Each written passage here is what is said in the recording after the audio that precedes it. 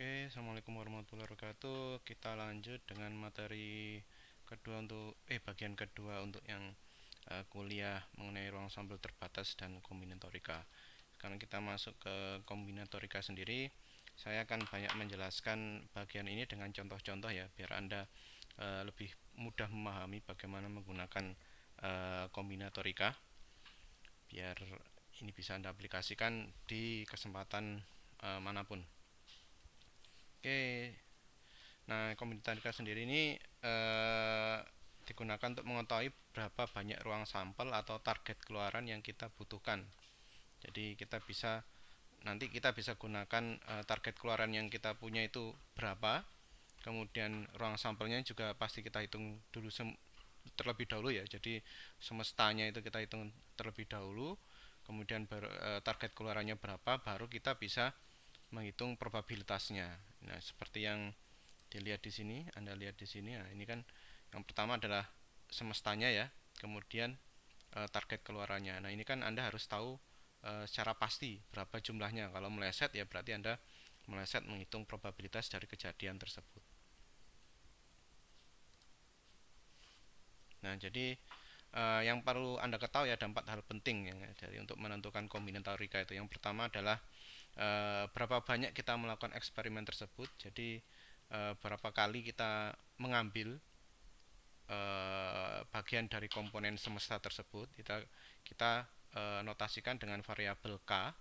Kemudian berapa banyak komponen keluaran yang berbeda yang bisa dipilih atau dihasilkan, maka kita gunakan variabel n. Jadi ini contoh dadu itu ada 1, 2, 3, 4, 5, 6, berarti ada n-nya sama dengan 6. Kalau kita punya dadunya cuma 1, berarti k-nya sama dengan 1. Kalau 2, berarti k-nya sama dengan 2 ya. Jadi n ini jumlah komponennya, k-nya ini adalah menunjukkan berapa kali Anda menggunakan mengambil hasil dari keacakan atau kemunculan dari komponen n ini. Kemudian nah ini juga ada yang penting, yaitu komponen keluarannya itu Anda bisa pilih kembali atau enggak. Contoh kalau Anda punya Anda minta teman Anda ya untuk memilih angka 1 sampai 10. Dua orang teman Anda 1 sampai 10. Yang A milih nomor 2, yang B boleh ngambil nomor 2 lagi atau tidak. Apakah dia harus mengambil nomor yang lain. Nah, itu termasuk salah satu salah satu hal yang harus Anda perhatikan untuk menghitung kombinatorika. Kemudian apakah urutan dari komponen keluaran itu yang dipilih itu penting atau tidak. Contoh apakah yang keluar adalah angka 1, 2, 3 itu sama dengan 3, 2, 1 atau tidak, atau sama ataukah yang 1, 2, 3 dan 3, 2, 1 itu dianggap keluaran yang berbeda atau tidak. Nah, ini perlu Anda ketahui aturan mainnya itu seperti apa dari pengambilan keluaran dari suatu kasus. Nah, ini ada 4 hal penting tadi. Kita bisa punya 4 skenario kombinasi ya. Jadi yang pertama adalah urutan diperhatikan, kemudian yang dipilih bisa dipilih kembali. Kedua adalah urutan diperhatikan dan yang dipilih tidak bisa dipilih kembali. Kemudian yang ketiga, urutan tidak diperhatikan dan yang dipilih bisa dipilih kembali. Kemudian yang keempat, urutan tidak diperhatikan dan yang dipilih tidak bisa dipilih kembali. Jadi ada 1, 2, 3, 4 beda skenario ya, beda perlakuan ya. Nanti kita punya 4 skema perhitungan untuk kombinatorika ini sesuai dengan aturan-aturan ini 1, 2, 3, dan 4. Oke, lanjut. Contoh kita punya ini contoh ya untuk Anda paham bagaimana perhitungan kombinatorika itu bisa berbeda untuk 3 skenario yang berbeda. Contoh kita punya satu set angka yang gampang-gampang aja lah. Bentar, saya pindah dulu ini. Jadi angka-angka itu angka 1, 2, dan 3. Dan kita itu pengen ngambil 2 angka saja dari set tersebut. Jadi ada 4 jawaban ya. Yang tadi sesuai dengan aturan 4 skenario kombinatorika tadi. Yang urutan diperhatikan bisa dipilih kembali, urutan diperhatikan tidak bisa dipilih kembali, urutan tidak diperhatikan bisa dipilih kembali, tidak diperhatikan tidak bisa dipilih kembali.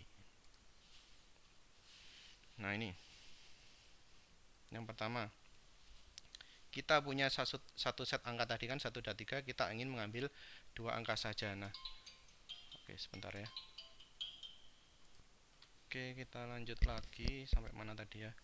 Maaf, ada telepon.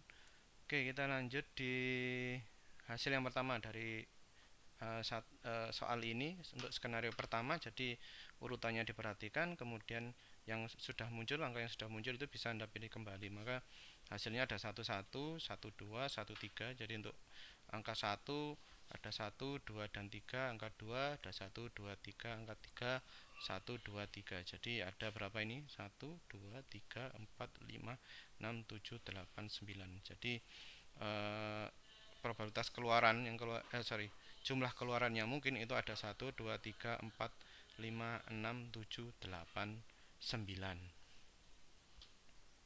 Jadi hasil dan keluaran sama tapi beda urutan diperhitungkan sebagai variasi keluaran. Contoh adalah 1, 2, 21. Kan 1, 2, dan 21 ini kan sebenarnya sama ya, tapi ini masih diperhitungkan, jadi masih termasuk dalam keluaran. 1, 3 dengan 3, 1 kan urutannya cuma beda urutan, tapi ini diperhitungkan juga. 2, 3 sama 3, 2 juga sebenarnya keluarannya sama tapi beda urutan, juga disebut variasi keluaran.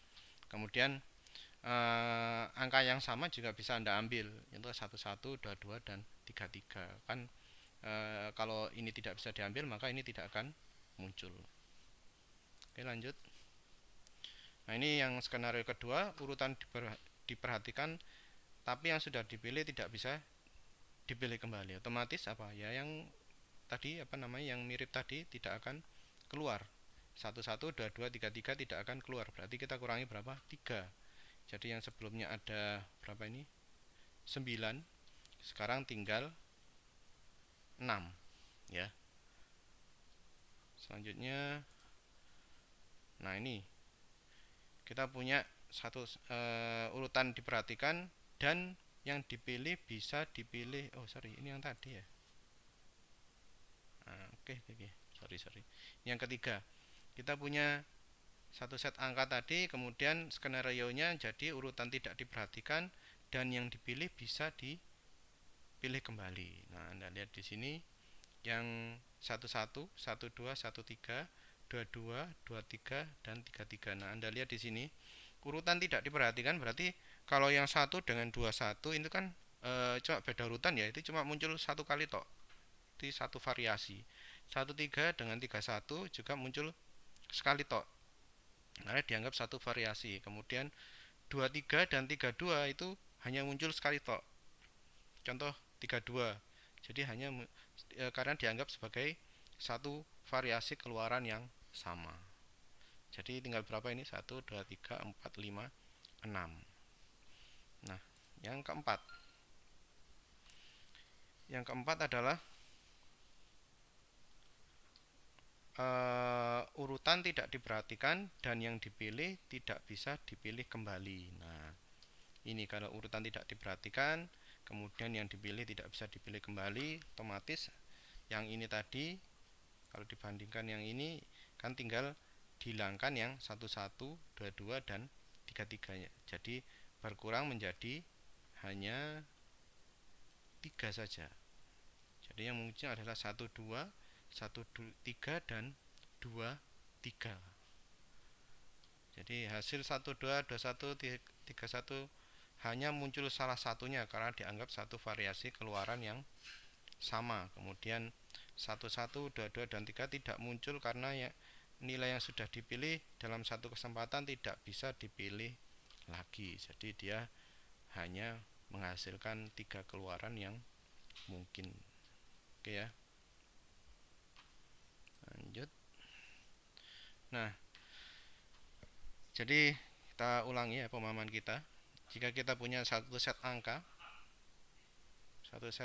yang berisi 1, 2, 3 dan kita ingin mengambil 2 angka saja dari set tersebut, maka kita punya 4 jawaban dari 4 skenario ya.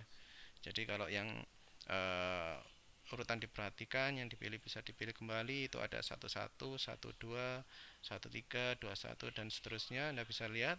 Kemudian yang diperhatikan dan tidak bisa dipilih kembali jumlahnya sama dengan yang urutan tidak perhatikan, dan yang dipilih bisa dipilih kembali tapi isinya berbeda.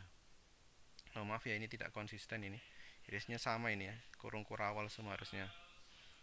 Jadi urutan tidak perhatikan juga ada 6 tapi berbeda isi komponennya. Kemudian yang terakhir yang paling sedikit adalah urutan tidak diperhatikan, yang dipilih itu tidak bisa dikembali, itu hanya 3 ya. Kita lanjut. Nah, ini kita akan munculkan apa yang disebut sebagai aturan umum ya. Ini aturan umum secara istilah goblok-goblokannya lah ya. Jadi aturan paling sederhana bagaimana kita bisa menghitung suatu keluaran kan sederhananya seperti ini. Kalau kita melakukan R kali eksperimen secara berturut-turut, di mana pada eksperimen pertama terdapat N1 kemungkinan keluaran, eksperimen kedua terdapat N2 kemungkinan keluaran, kemudian sampai ke eksperimen ke R itu terdapat N sub R kemungkinan keluaran, maka secara keseluruhan keluaran yang mungkin muncul itu ada N1, N2, N3 sampai NR. Jadi jumlah perkaliannya.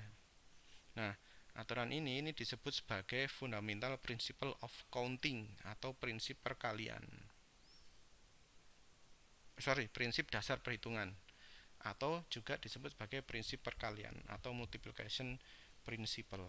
Mungkin Anda pernah mendengar ini di Madis ya, yang dari Bu MR, tapi ini saya view-nya berbeda, ini view probabilitas. Oke.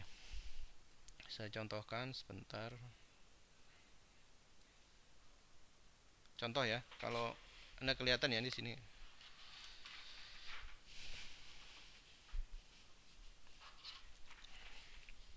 Sebentar, saya cari kertas dulu. Saya pause dulu. Oke, contohnya seperti ini. Ketika kita punya koin ya, koin kan kita punya dua kemungkinan, yaitu head dan tail ya. Kemudian kalau kita punya dua koin, maka kita punya dua koin yang dilempar, maka kita punya dua kemungkinan. Untuk satu koin yang pertama kita punya H dan tail, head dan tailnya. Kemudian kalau kita punya dua koin, otomatis pada setiap kita melempar satu kali koin, ada dua kemungkinan yang lain dari koin berikutnya, ada H dan T. Kemudian di sini H dan T. Jadi kalau kita simplifikasi, di sini jumlahnya ada dua. Kemudian di sini setiap ini ada dua, berarti kita kalikan dengan 2. Ini adalah prinsip dasar dari perhitungan, prinsip perkalian. Jadi 2 kali 2 sama dengan 4. Bagaimana kalau koinnya ada 3? Kalau koinnya ada 3 berarti ini beranak pinak lagi. Ini ada H, T, kemudian dia H, T, di sini adalah H, T, kemudian di sini H dan T. Jadi kalau ada 3, 1, 2, 3, maka dia 2 dikalikan 2 dikalikan 2, maka ini akan sama dengan 8 ya. Jadi ini adalah prinsip perhitungannya sesuai dengan kasusnya. Oke, saya perkecil lagi. Nah, itu yang disebut sebagai prinsip of counting atau prinsip perkalian. Oke, sudah 15 menit. Kita akan potong dulu. Nanti kita lanjut ke bagian ketiganya.